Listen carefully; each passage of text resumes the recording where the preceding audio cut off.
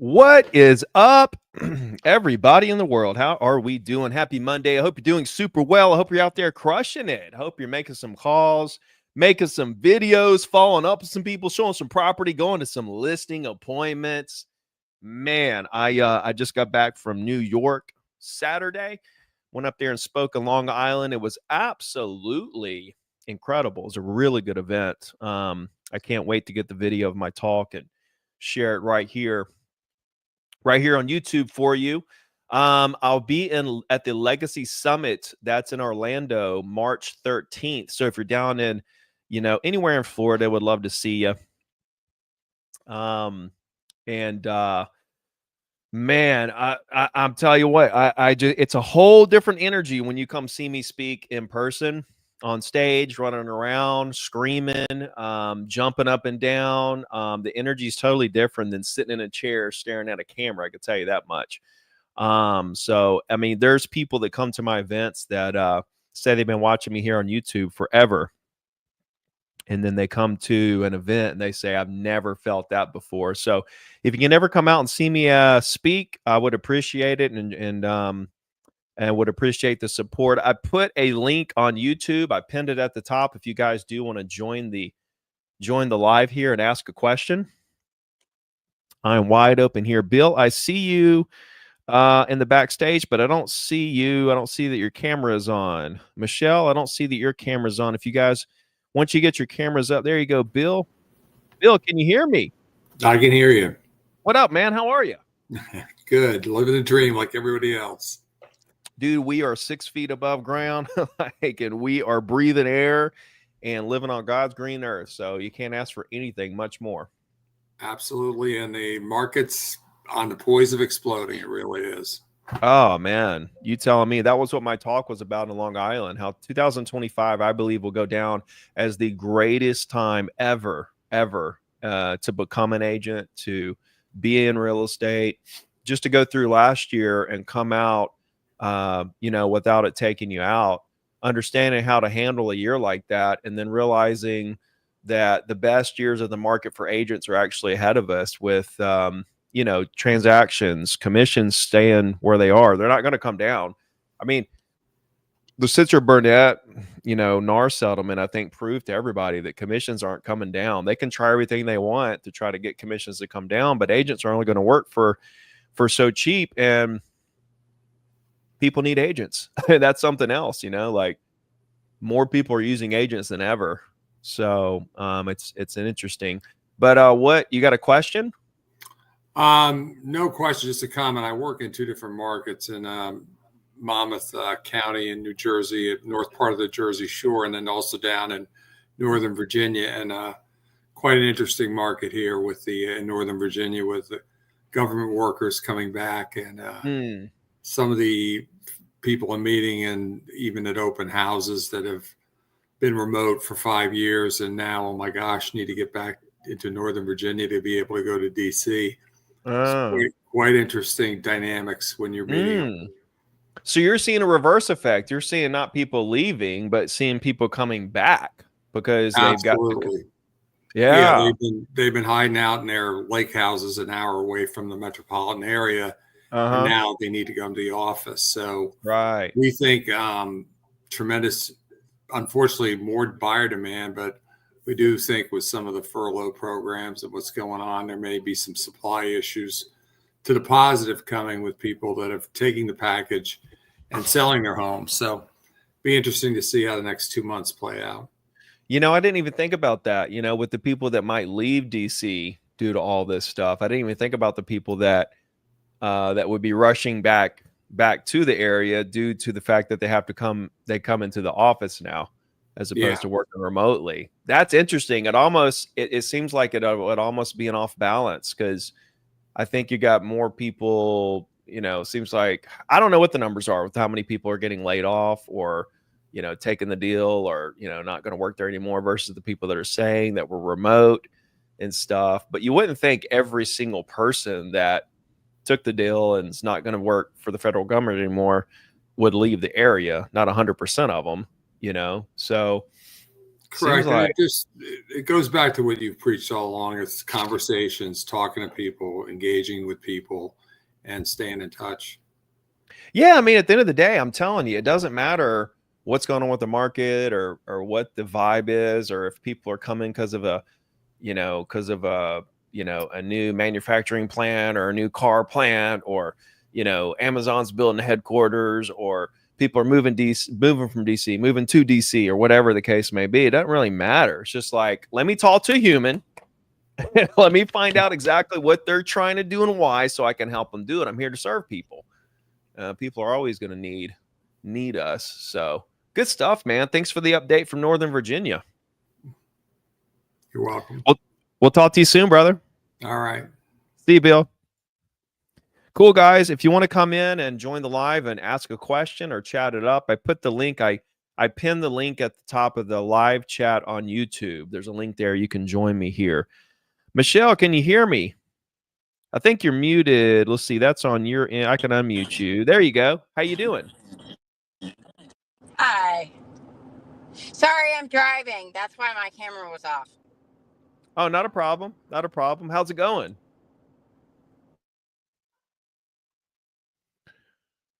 All right. We've got some difficult. Can you hear me?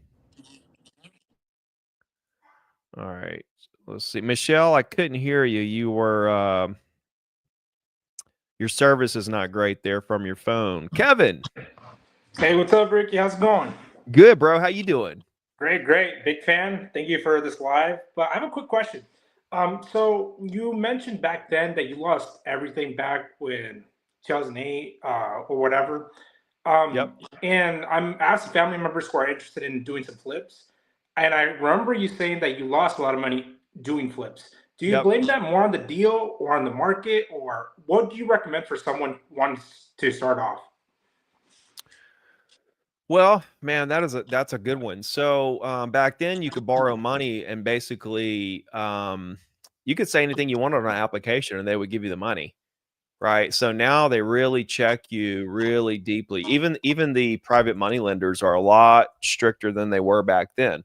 And also I was getting interest only loans.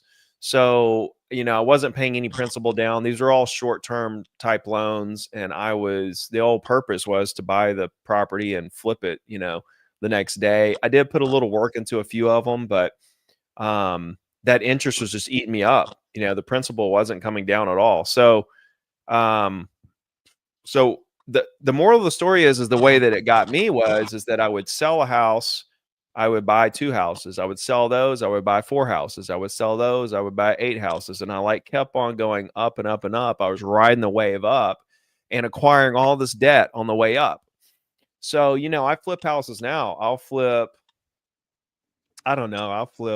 It depends on the market. Like some years we flip like 20 homes, and then some years we'll flip like 5 or 6 homes. So it just kind of depends on what's happening. This year so far seems like maybe a 8 to 10 year based on how many we've done so far. It just kind of depends on how it goes, because we buy them at the courthouse. So it depends on how many foreclosures come through, and then what the market looks like. So right now, ever since then, the only way that I do flips, I pay cash. I pay cash for the whole thing.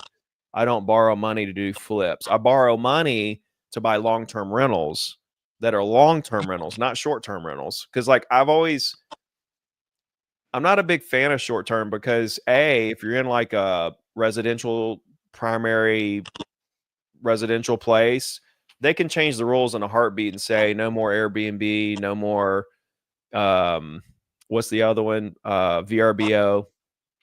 They can come in and say no more short-term rentals anytime, the local governments and stuff. And then like on the beach, like I bought and sold a bunch of condos on the beach, but there are more like the condos on the beach fluctuate more than primary residences. So when the market goes up, they tend to go up faster, but when it comes down, they also tend to go down faster, right? And so they're great, like on a cash flow basis, it seems like I always kind of broke even on the condos. but I made a killing on the appreciation of the condos, but I would only keep them for a year or two. And like, I would just never plan to keep a condo long term, because like, dude, I know there's buildings down there right now that have like $100,000-$200,000 assessments right this second. That's just, you take that right off the top. That comes right out of your pocket. I don't care how you slice it up. If you try to sell it, the buyer's going to want 200,000 off the price. You know, if like when they do that, you literally take 200,000 off your net worth right then. There's no way to wiggle out of that.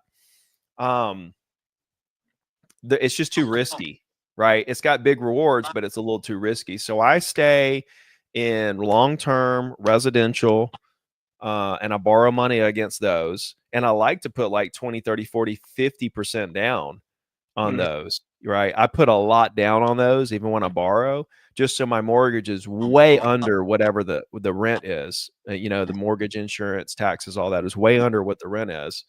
And I love that game. And the flips, dude, honestly, we flipped about 150-ish homes in the past 10 years. And if we would have kept, I have two partners, if we would have kept the top 30, like the best 30, you know, that were the best quality, best locations and stuff, we'd be so filthy rich right now with the appreciation we would have made, and the cash flow would be ridiculous off those properties. So I kind of kick myself about that. And every time we get one to flip that's in my portfolio, I buy it off the other two guys, or me and one of the other guys will buy the other guy out. But just be careful, man, with all that short-term stuff. I'm not a big fan of wholesaling, but it almost seems like if you're going to do that, wholesaling is even better than actually acquiring the property to flip it, if you're in the beginning stages where you don't have a lot of capital. You know what I mean? Yeah. Yeah. You answered probably my questions. So you have gone into it with partners just to fund it. So that was my next question. And also, I did remember that you bought a couple of new construction and then just plan on renting them out. Yeah, I've had a couple people. I'm like, yeah, that's probably like the best thing you could do right now. Dude, it was, man. So the rent is way more than the payments. The insurance is lower because they're built to the new codes. There's no maintenance on those properties. I got a rate buy down. I got closing costs taken care of. I got appliances and blinds and all that stuff. They've already appreciated like 30 or 40,000 per home because they've went up on the prices in those neighborhoods since I bought them. I'm telling you, dude, and they're building a brand new high school, literally like a stone's throw away from where those houses are. I bought 5 of them.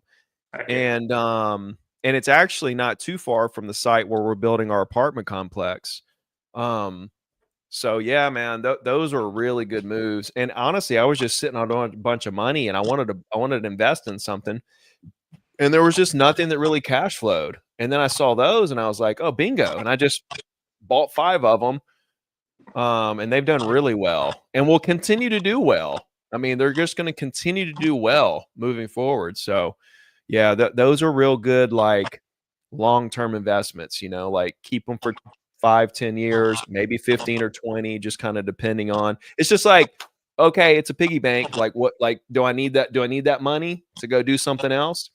And I bought 2 of them because I sold a condo I bought for 69,000. I sold it for 200. I 1031 that 200. I owned it free and clear. I 1031 that 200 and put 100 down on 2 of them with that condo. So I literally came out of pocket zero on those two homes because I 1031, and the condo wasn't cash flowing. Going back to condos, it wasn't cash flowing.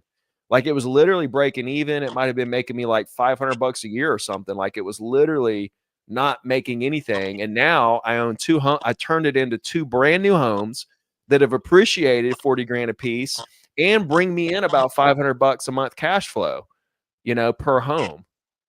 So yeah, I tell you what, I really like buying right now are little like 1 to 4 unit office buildings. Those things are crushing, man. They just really are crushing. But anyway, does that help? No, yeah, absolutely. Thank you very much, Ricky.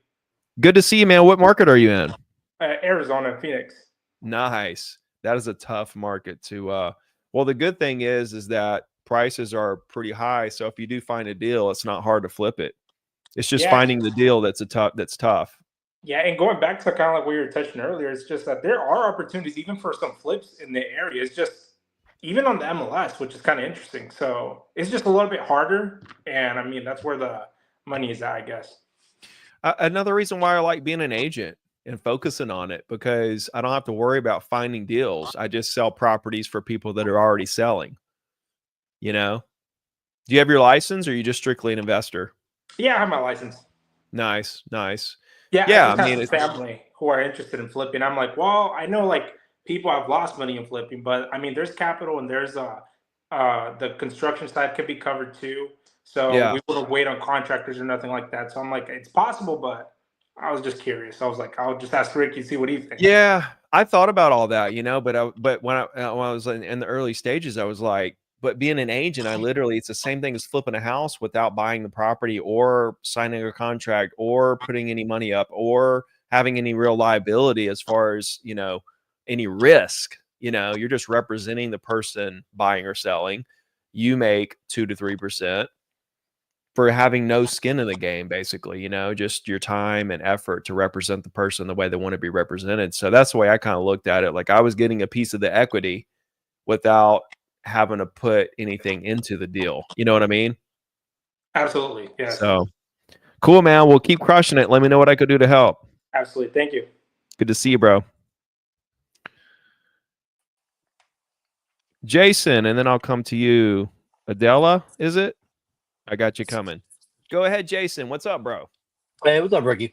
So, question for you. As far as what do you really see for the market in 2025 as far as, you know, listings versus the rates? Do you think? I mean, I think that we're going to see more listings. I think that we're going to see more sales, but what do you think?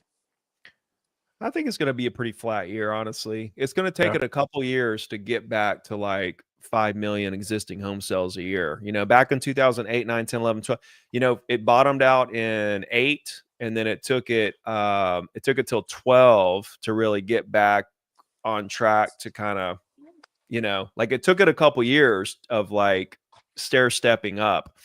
So, I think we're going to see the same thing. Maybe not as long. I think it's more like a 2-year stair step back to a 5 million year year. But nobody knows, man. Anything Right. can happen. You know, like there could be some weird stuff go down. You never know. But just speaking, just general cycles, I think this year is going to be kind of flat, which would be great.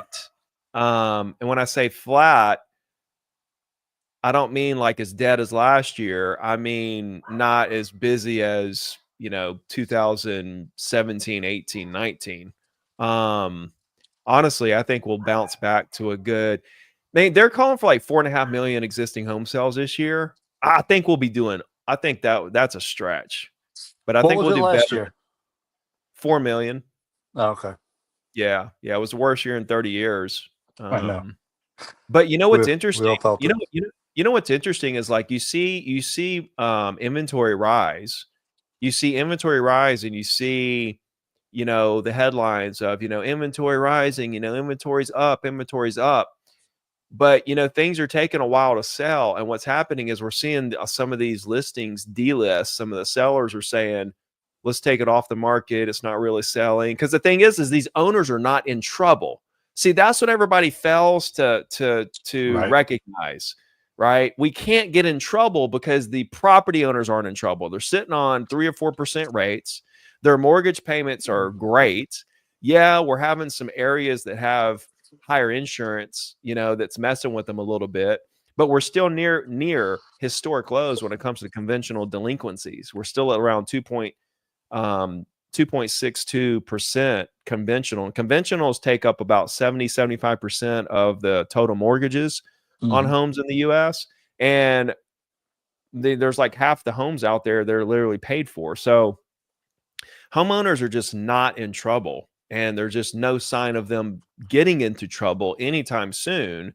So they could put their home on the market. If it doesn't sell, they'll just take it off. It's not like they're being forced to sell or they have to sell. No, they may want to sell, but they don't have to sell. So we're seeing this. We're seeing if you look up the data on delisted properties, it's like skyrocketed here in the last couple months.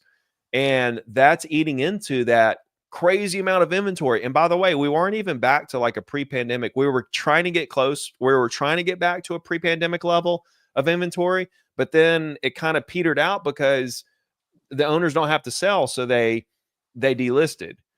And so that's, I think, just what's interesting right now in this first quarter of 2025 is that this mirage that inventory is, going up so fast and buyers have all these choices and stuff. No, they don't. Number one, a lot of the listings out there are still at the prices that buyers don't want to pay with these rates. Okay. So buyers don't have options, and then they make offers and the sellers are turning those offers down, and then they're taking their properties off the market and saying, well, if you don't want to pay what we want for it, then we'll just keep it because it's worth it. It's worth this much to us. And if you don't want to pay this, then we'll just keep it. So yeah, I think we're finding, what I'm seeing is like a standoff, like a standstill between buyers and sellers. So the buyers are like, I'm not paying that much. And the sellers are like, okay, keep renting or stay where you are, or, go somewhere else because I'm not going to sell it to you. And so I think that's what's going to cause what I'm calling this kind of flat year. I think this is going to be the kind of the year of the standoff where the buyers and sellers are just looking at each other like, who's going to move first? You know what I mean? Yep. I mean, I'm seeing everything that you're saying. I just feel like, what I explained to everyone is rates are going to affect everything in this market. So once the rates come down to where, they're in the fives or they can get into the fives, then that's when people will jump. I feel like there's so much Do you pending honestly see inventory. that happening though? Yeah, I do. Because there's a lot of pending inventory for people that want to move to either, downsize or move to upsize or maybe move out of Yeah, state, but but inventory of they don't want to listings leave doesn't have their, it.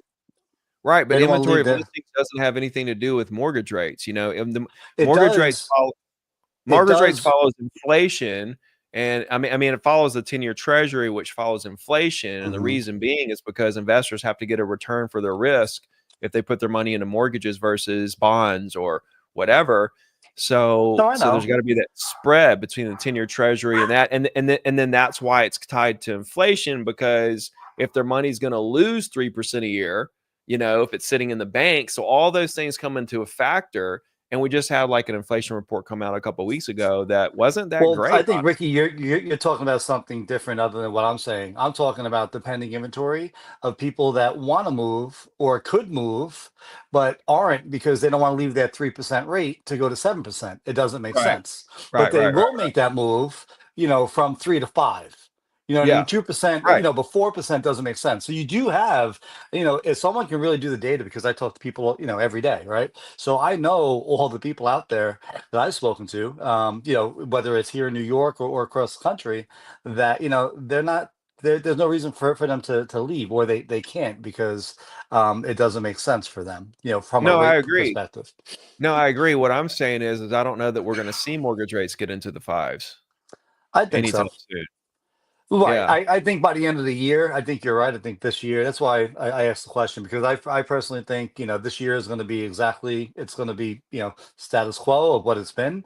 We'll see a little bit more, but, I think it's going to be status quo. I think by the end of next year, the beginning of next, rates are going to come down and, I just think for a number of different reasons, but once they do, and no one has a crystal ball, but once they do, it's going to be, you're going to have more buyers, you're going to have people that can qualify for more, Yeah. you're going to have all that No, pending inventory. It's going to be crazy. absolutely. Absolutely. I'm just wondering when the rates are going to come down because Yeah. inflation is still not, like it's not doing what they want it to do, which, you can't control it, Right. but they do the best they can tame it with their rate. But yeah, like I'm just sitting here thinking, man, like they got a ways to go with taming that to a point where they're going to come down Right. on rates, And again, the Feds can come down, but if the 10-year treasury doesn't come down, then mortgage rates aren't going to come down, because those investors have to get a risk reward on if they put their money there versus bonds or whatever. So yeah, I'm with you, and yeah, and I agree, and I think it's going to be, I agree. I think like let's look at the end of the year to kind of see where we are. I'm just looking at those inflation numbers every month, and just really interested every month. I'm just like really interested in what that inflation report comes out and says. But nah, man, good stuff, bro. Great question. Good to see you. Where are you at in New York? I'm on Long Island. You were here. Where were you? I didn't see I you. was at I think it's called the Bayway Center or Bay Arts or Bay something. I don't know where it was. What town? Do you know? Do you It remember? was Elisa or ISLA, like it's one of those weird names of a town. But it was a great event. I mean, there was, a couple hundred agents. It was Jordan March from Own in Manhattan was there. Tatiana was there, the coach from Canada. Like, we were in the back just cutting up, man. It was a good time. It really was. That's good. But this is a good market over here. It is. I stayed in Manhattan because there's nothing to do in Long Island at all. But like, I drove from Manhattan to the event, which was 2 hours, and I stopped at a couple of little coffee shops because I wanted to talk to some locals. And they're like, yeah, there's not much to do, but it's a great place to raise a family. And I was riding around, looking around. I was like, you know what? This does seem like a really cool place to raise a family. Quiet. There's not a lot of riffraff, is what she says. Not a lot of riffraff going on. Well, good, man. We pay a lot in taxes over here, but you do have a lot to do. You got Manhattan, you got the ocean. Oh yeah, you got all the sports teams you want. Yeah, so nice, good stuff. All right, Ricky, good to thank see you, bro. You see, man. Adela. Hi, Ricky. Thanks for having me. I'm good. So my question has to do with postcards. I wanted to make sure I wasn't losing track, so I kind of wrote my notes here for you. So I've been cold calling consistently since September 6, 2023, primarily circle prospecting. In fact, on my second YouTube channel, I actually live stream my cold calls. I also do emailing. I used to do automated emails, and you were right. Unless it's personalized, like, they don't really work. So a year ago, I started doing emails more personalized. And I noticed from one of your videos, you said you cold called, emailed, and did postcards, those three. So I'm like, okay, I'm on track with the cold calling and the emailing. Okay. I'm lost on the postcards because I got burned when I first started in real estate. I've been in it over 4 years. I just opened up my own brokerage. So I'm hitting postcards. Thank you. I did 2 months. I'm doing my third mailer today, but I'm just kind of wondering, like, what are you doing? What are you doing with the mail? What's the strategy right now? The mailer, it's just postcard. It's strategic to a particular condo building that I've done sales in. And people know me, and I cold called and I texted and I sent letters to that building. So I have at least there's 438 owners. And I have about 20 leads I'm working there, and I want to be the realtor of the building. And kind of have it be my bread and butter. Sorry? It's a condo complex? Yeah. So out of those 20 leads, do you have anybody, if you ever develop like a really close relationship, almost like a father-daughter, mother-daughter kind of thing, ask them for the owner directory. That's one.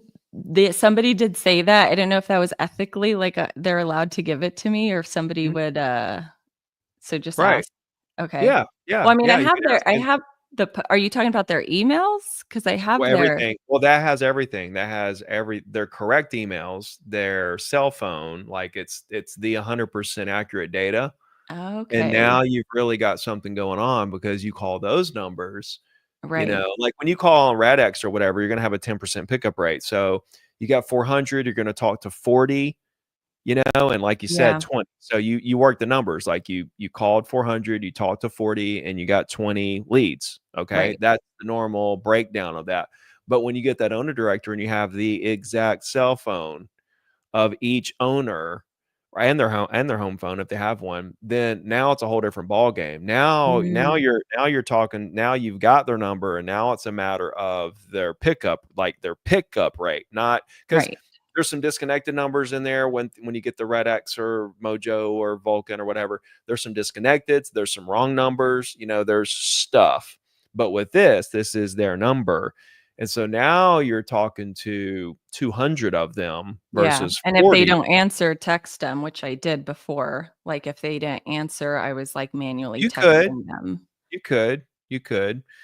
But I figured postcards, because I did speak to some of the people in the building and they're like, Adela, you're amazing. You should be the realtor, this, that, whatever. And they're like, there's a lot of elderly people and they react to mailers.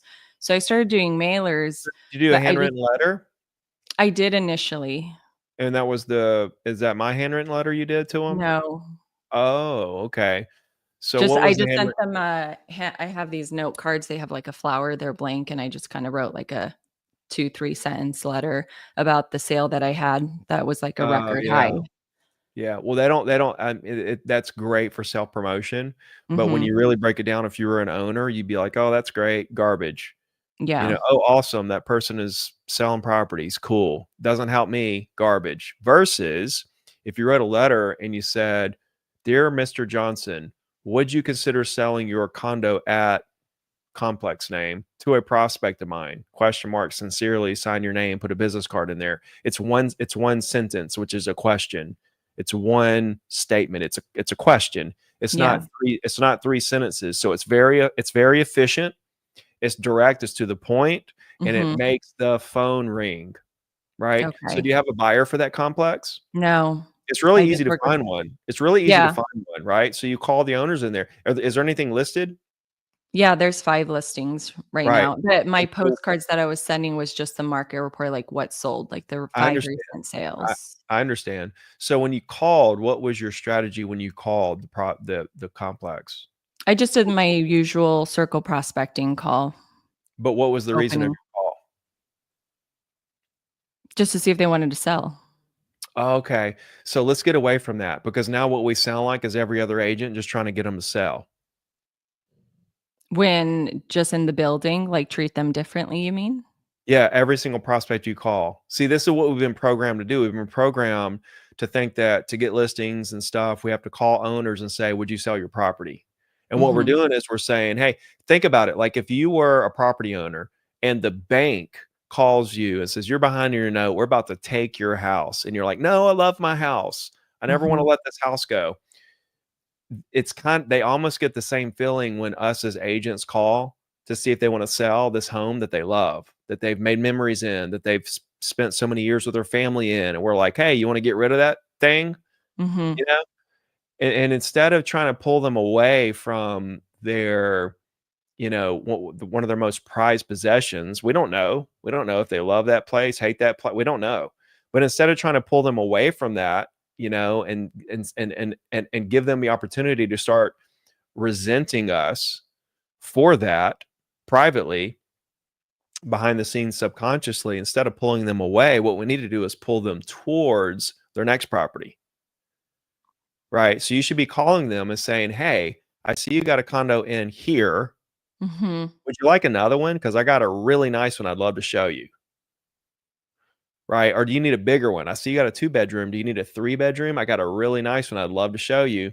And don't say anything about trying to sell their property or trying to get them to sell their property. Just show up and bring value. So like now you're not miss trying to list your property. You don't know me, I don't know you, but will you sell your condo so I can make some money?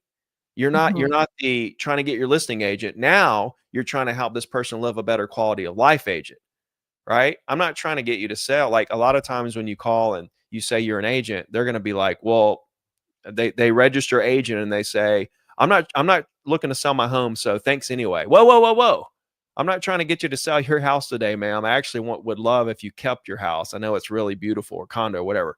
I know you got a beautiful place. That's not why I'm calling today. And then boom, right there, their ears are open. They're like, oh, what is this person calling about then? You're like, no, I saw that you have a 2-bedroom and I didn't know if you needed a 3-bedroom, if you're looking for maybe just to get a bigger condo, because I got a really nice one in the building. I'd love to show you. And now they're just like, what just happened? A real estate agent called me to offer me something instead of trying to get me to do something. So more in terms of buying than selling, or like, hey, there's this unit. You don't know of anyone who's thinking about moving into the building. Don't say that either, because what we're doing there is we're asking for a referral before we've even proven to them that we're even a good agent. It's just like, if you don't know somebody right? Are you going to send your brother or your friend and to do business with this person? Absolutely not. You don't know if this person is a nightmare to work with, if they had a bunch of bad reviews. Like, they're just not going to give up, their friends to you right there on the first call. Again, that's us trying to get something from them. We got to get out of the mindset of trying to get stuff from people and start just bringing value and showing them that we care. And so I never, and I'll just go on record too and say, I've never asked for a referral from anyone ever. I always felt like if I earned the referral, they would refer me people. And guess what? I got a lot of referrals because of the job I did as their agent when they did the deal. And they're like, I'll never use anyone else. And I'll tell every single person about you because of how you handled this. That's how you get referrals. But no, I don't say, hey, do you know anybody? I'm talking to them. Yeah. I'm like, I want to bring you value. Right? I'm just wondering if you want to see this bigger condo or this nicer condo or a better view, or, another good one is, because I'm in a condo market too, is I'll call the condos and I'll have a home that's like literally a block away for sale, or a home that's like, within the vicinity. Maybe it's on the beach, maybe it's on the canal, maybe it's whatever. And I'm like, hey, I see you're in a condo. I didn't know if you guys were getting tired of the condo life or not, but I got a really nice house, a block away from your building. I'd love to show you next time you're in town, or I'd love to show you right now, or whatever, right? Depending on whatever the situation is. But you got to get in the head of your prospect about what they might find interesting. Like, what could they be thinking? Like, it's like, for example, like, you got a neighborhood with a bunch of upstairs, downstairs homes. Well, how many of those people are thinking, man, I wish I had a one story, just everything on one story, right? And you got a one story right over here. You call the people that have 2-story homes, say, hey, you guys tired? Are y'all tired of walking up and down stairs yet? Because I got a really nice one story that's got everything you need. I'd love to show it to you. And they're like, heck yeah. When can I see it? And here's the punchline too. 99% of the time when you call sellers about these situations that to bring them value, they're not interested in the thing you're calling them about. That thing is just an excuse to show them that you're not trying to get them to do something. You're here for them. You're here to bring them value. So then you pivot the conversation to, okay, you think in your head, okay, they don't want to do this. So now my objective is to figure out, okay, that's what they don't want to do. We can check that box off the list. Okay, that's what they don't want to do. Now I need to figure out what they do want to do. So the entire purpose of prospecting is to get your prospect to open up to you about what it is they want to do and why, so you can help them do it. Mm-hmm. See, if you can develop the skill to make them feel comfortable enough with you within that call, and this is something I mastered. This is the one thing I can say that I am a master at, is I can get on the phone with anyone and I can have them telling me everything they want to do for the rest of their life concerning buying and selling real estate. I just have this way because I've been doing it so long. Yeah. I'm not a master at probably anything else that I can think of, but this one thing is my thing. Yeah, I'm definitely different, but I know I make people comfortable because they tell me all the time. They're like, "Oh, you sound Right. different. You sound honest. You're not like a regular realtor. Like realtors don't talk to me like this." So they do open up to I me love like that. 9 out of 10. I love But I that. would say, because I do binge watch your channel, especially the old stuff. Mhm. But I would say I do need to. I know it's a skill set I need to develop in going like 5-10 questions deep. But at the same time, on that first call, I don't want to poke and prod because it is the first call. So I just like to warm them up a little bit. And then on the follow-ups, kind of nurture and take care and see if there's really something I can do to help them. And I always tell Go them, ahead. I'm not here to convince you to do anything. I'm just seeing if you needed help. Yeah. But calling to see if they want to sell, which is fine because you can pivot into Yeah. the what can I do to help you? Yeah. Asking them, I'm just giving you like some tips that I didn't think Sure. about when I was coming up, right? Like just the little things, like if you know anybody that might be interested in that, Mm-hmm. that always it's kind of like I'm asking for a referral and they don't even know. I'm just thinking like, why would they send me somebody? You know what I mean? And so here's what I would say. Like if you've got the tone and you've got the pace and you've got the intentions, you just need to tweak it just a little bit to completely line up your intentions with Mm-hmm. how you're articulating. Like Mm-hmm. combine like line up who you are and how you're communicating. You know, 'cause it sounds like you're getting close. Yeah. I think a few tweaks and you could like go full tilt and really And I think with start. experience, because there's It no way is. getting It around is. it. You just do it for No, it years is. after years and you get better and better. It is. But having conversations like this to Yeah. kind of open your mind up to, you know what, I could say, I could go a different angle there, and I could, you know, change up the strategy there, and I could, this might, because if you think about it, if you called 400 people and you got 40 and you asked them all if they would consider selling, even if just changing the strategy to would you like a bigger place or would you like another unit in the place, even if that only got you 2 or 3 more people out, you know, you said you got 20. So even if it only, and it would get you probably more than that, but even if it got you 2 or 3 more people, the lifetime value of those 2 or 3 people is massive. And not only that, the 20 people that you got, you might could possibly be in the middle of deals with some of those 20 right now if you would have opened that door up a little bit more about, you know, what they might want to do overall versus just selling their property. You know what I mean? Yeah. And I Yeah. And haven't heard you make calls, so I don't know how good you are at like yeah, no, it's okay. pivoting. I would say I do the opposite. I guess like I go with the negative, like you're not thinking of selling, like total long shot, but you weren't thinking of selling, right? Then they're like, "Oh, I am." I'm like, "Oh, well, you probably already have a realtor." No, I don't. I'm like, "Okay, well, would you be opposed to, you know, me sending you my information? Google me. I'm Mm, on YouTube. I'm everywhere." Here's where I'll help you. Here's where I can Okay. help you right here. The moment you hear somebody say that they're thinking about selling, stop everything and start going 5 to 10 questions deep on why Into they're the selling. why. Yeah, I've heard you. Yes. I just recently heard you saying that. That's why I was like, "Okay, now that's the next level."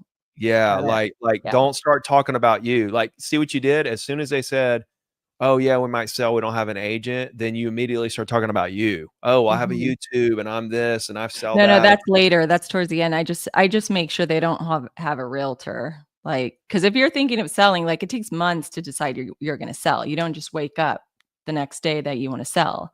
You know, Yeah. it's months, and usually they turn to family or friends, start asking for referrals. So I generally ask like, "Oh, well, if you're already thinking about it, I'm assuming you already have a realtor then."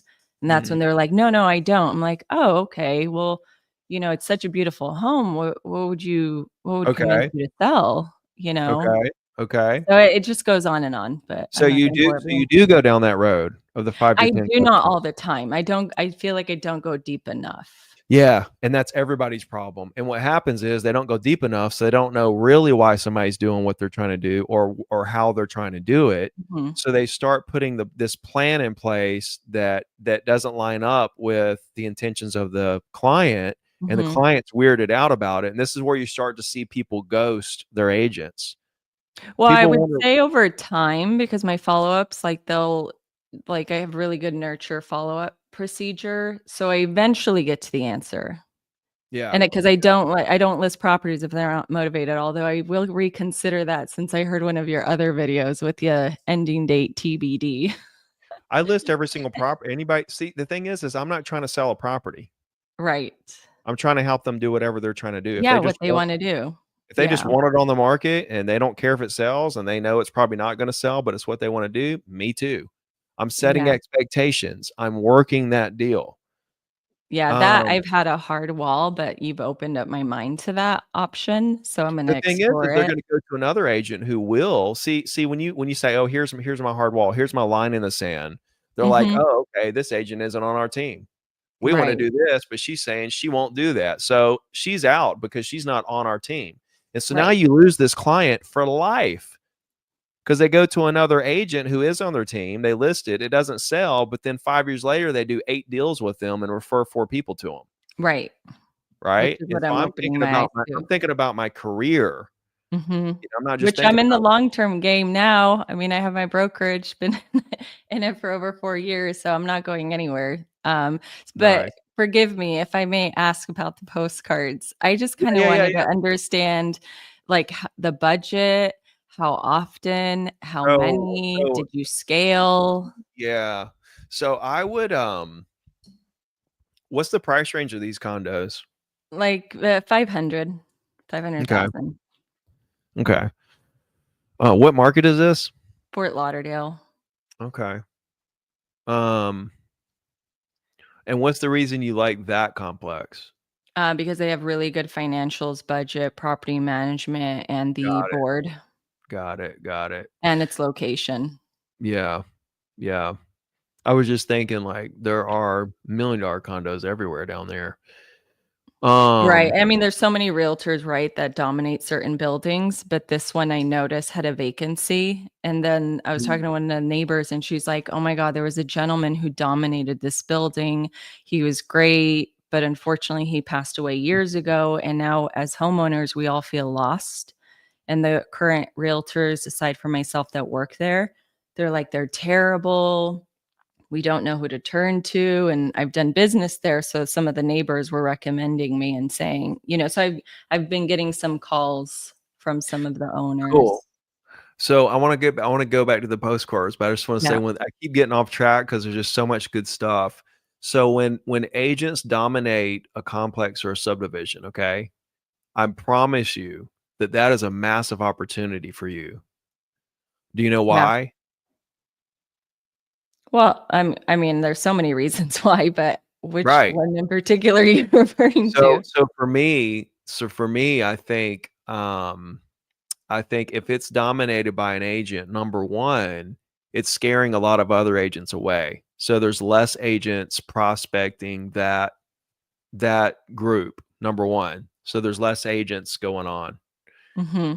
The second reason is, if less agents are prospecting that subdivision or complex, and this one agent is dominating it, guaranteed there are a lot of owners in there that despise that dominated agent. Not everybody likes everybody. Like, you're going to have a percentage that don't jive with that agent, guaranteed.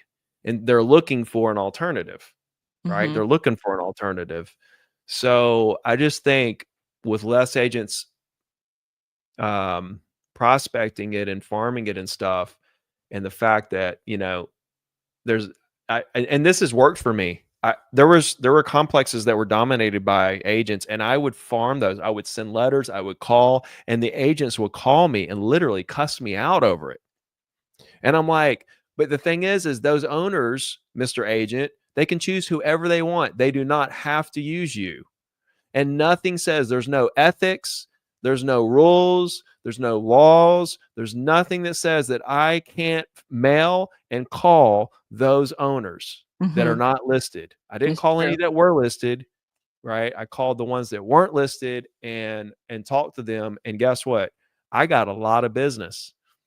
It was a building that I really wanted to sell in, and everybody was scared of it. And I was like, I'm not scared of it. I think it's an opportunity. And it was a big opportunity. So I just say all that to say this. Yes, do this 400 thing with the $500,000 condos that is looking for a dominating, because it would be great to be the dominating agent. So try to get that position for this building. But I also want you to go out and pick out a $1 to $2 million complex that has enough meat on the bone, meaning like enough units, that is being dominated by an agent, and try it.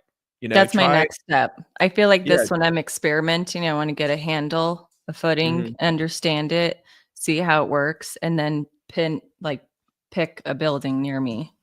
Yeah. So back to the postcards.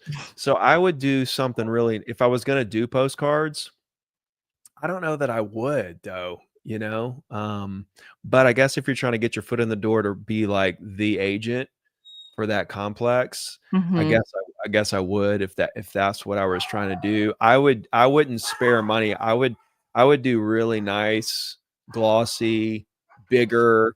Did you read not even read. Did you see the interview I did with Jordan Cohen? I can look it up. Oh man. Yeah. Look up Ricky Caruth, Jordan Cohen. Oh, you need to watch that, because he actually literally grabs it off of his assistant's desk and shows us he actually calls it a brochure, the brochure that he sends out. He's a big, so he was, Like he was like, he's in LA and he's the #1 Remax agent in the world 6 times. And he was Sylvester Stallone's agent, and that Brett Michaels, like the list goes on, and like basketball players I can't even say. Like this guy, he was like a celebrity agent, and his biggest thing are these postcards and his mailings and what he does with direct mail. You need to watch that interview because he spends extra money. He makes them really nice where they stand out. Did you read The Agent's Edge? Mm-mm. Oh man, I've been reading 10x versus 2x, the gap in the gain, who versus not how, or is it who not how? So you need to read The Agent's Edge. Okay. By Jordan Cohen. It's the best book I've ever read on listing presentations. Right. And he's like high-end luxury. He's a high-end luxury guy. And the way that he does it is so similar to the way I did it, but he kind of, it's kind of tweaked, of course, for the more luxury market over there. But it's good. But his thing is direct mail. And I think you want to follow his model with how he does direct mail. So he does one every month. And he doesn't do little cheap postcards. He does really nice brochure type mail, high gloss. And I would imagine in luxury for that to be expected as well. Yeah. But if you're wanting to be see, the thing is, you don't have to do the direct mail forever. Once you do the direct mail enough to get your foot in the door, then at that point you can kind of do direct mail as needed, like just when you list something in there, I see. It's not forever. Yeah. Okay. I wouldn't do it forever. I would do it until you achieve the goal. Once you feel like you've reached that peak where you're the one most of the owners are coming to sell their properties, then I might start, I might go to a once every other month, for a little while, see how that goes. And then I might move into only when you list and sell stuff. That's where you'll end up. Okay. Because it's totally new for me doing the postcards. Yeah. Does that make sense? Like do it every month. Yeah, it does. I didn't know where to go with traction. Till you get traction. Once you feel like you've got to a certain place, scale it back to every 2 to 3 months. Right. Okay. And then ride that out for a second and get to a place where it's just when you list and sell stuff in there, you'll send out postcards. Yeah. And actually it just dawned on me, you said the directory, which I was thinking about, and I'll add this to. I mean, honestly, like once you get that, dude, it's a wrap because you're getting your emails, you got texts, you're getting phone calls. I mean, you could What do you think about the Facebook group? Because somebody mentioned if I have the directory with everyone's email, create a Facebook group and invite them for that particular building and then like monitor and post. It just depends on if they already have a Facebook group. They do. Yeah. So if they already have one, then there's no need. Like they're going to be like, what is this? So, but the thing is the postcard. See, so the postcard is trying to fill in the gaps for the people that you didn't get on the phone. Right. The direct mail is just trying to clean up, and just get you in front of people that it was a disconnected number, a wrong number, or whatever. And then some of that stuff will get returned and stuff. So it's not even foolproof, but it's trying to hit people that you didn't get via phone, via text, whatever. When you get that directory, I mean, you can probably scale back to doing just listed, just solds, within, do like 6 months of once a month. And then it's completely scale back because now you got the direct number, you've got the direct email, like they're seeing you. So now you don't need the direct mail as much to kind of fill in the gaps. You know what I mean? Okay. No, that's great. Gives me a plan. The thing is like direct mail is super expensive. I know. That's why I didn't want to do it. That's why I was asking you how much you were spending. I think you should. But I think you should for this because you're trying to become that agent for that building. And it's a huge building with 400 plus units. And I think that's a really good play for you because when you look at those units, how old is the building? It's from the 70s. They already did all their concrete restoration, roof. Like it's such a good shape building. It's such and a it's right what? on the beach. It's in such a good condition, but like financials, it's very well run, security. It's a great condo. Yeah. Well, you think about that building 500 now, like what are those units going to be worth in 5 years? You know, I mean, if you think about it. Well, my goal is to help the homeowners increase their values and equity, because I feel like all these realtors just come and lowball, and I see the vision of the condos. They're not, it's the realtors that go in with their iPhones and take pictures in the dark. It's just like they don't even put any effort. Well, And those then are easy. Those are easy once they and then I come in with expire. my quality, marketing and photos and videos, and they sell within days when I sell them. So I know it has potential. I know the buildings and the condos are worth a lot more. I'm listening.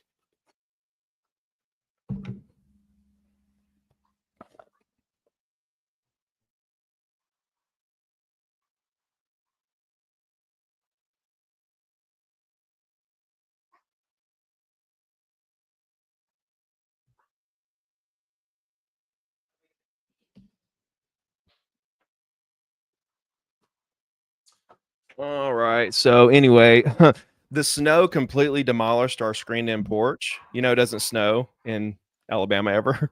Oh, So it demolished it, and the screen guy was been here all day, redoing the screen. So he was like knocking on the door, the dog's going crazy. Like, what is going on? yeah. I had to let And my so, dog out too. and Or my so I'm writing husband a has check a dog. right now.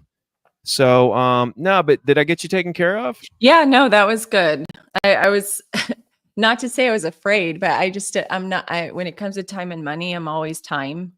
Mm-hmm. I'm very frugal, especially in business, rather have higher profit, which I commend you, because I saw that video where you're like, I have to make 1.3 or made 1.3 to net 1 million. I'm like, that's my goal. Like I'm going from 100,000. I mean, I've made more before, but not cold calling and working with owners. So I'm like, I'm on my journey. I'm going to go from 100,000. I'm going to scale to 1 million. I don't know how long it's going to take. I got to have Don't blind worry about faith. how long it takes. Yeah, I'm like, I don't care how long Yeah. it takes, but I'm headed there. If it Yeah. takes me 10, 20 years, You've got it. You're visualizing it, so long you know you're term. there. Dude, Yeah. what like literally like a few years before I hit a mill, in my mind, I was already making it. Once Yeah. I realized that patience was the game. I saw that video yesterday. You were like at Mhm. 600, you got Yeah, frustrated and yeah, you're like, I yeah, just have to wait. yeah. It's going to happen. Oh, it's 100% going to happen as long as you don't quit. Yeah. So I'm not Cool. quitting. All right. Hey, good Thank to you for your see you. time. Enjoy Nice to chatting meet with you you. for a sec. Same. Have a good Yeah. one. We'll see you soon. All right, guys. Yeah. Hey, I'm gonna get up out of here. Enjoyed it. I'll do this again real soon. I kind of enjoy this format, letting you guys come into the live, asking questions and stuff. So, I did this 2 weeks ago. Last week I was in Long Island speaking, but I'm home for this week and next week. So maybe I'll do another one next week. Shoot me a comment. Let me know if you want me to keep doing these type of lives, and let me know so I can kind of think about how I want to do it moving forward. I'm doing the next listing challenge, set more listing appointments challenge, April 14th. And if you guys were on the last one, it's free, number one, so it's free. And I made calls on the last day, and it was fun. So anyway, I'll see you guys soon. Love you. Keep crushing it. Let me know what I could do to help. We'll talk to you soon. God bless.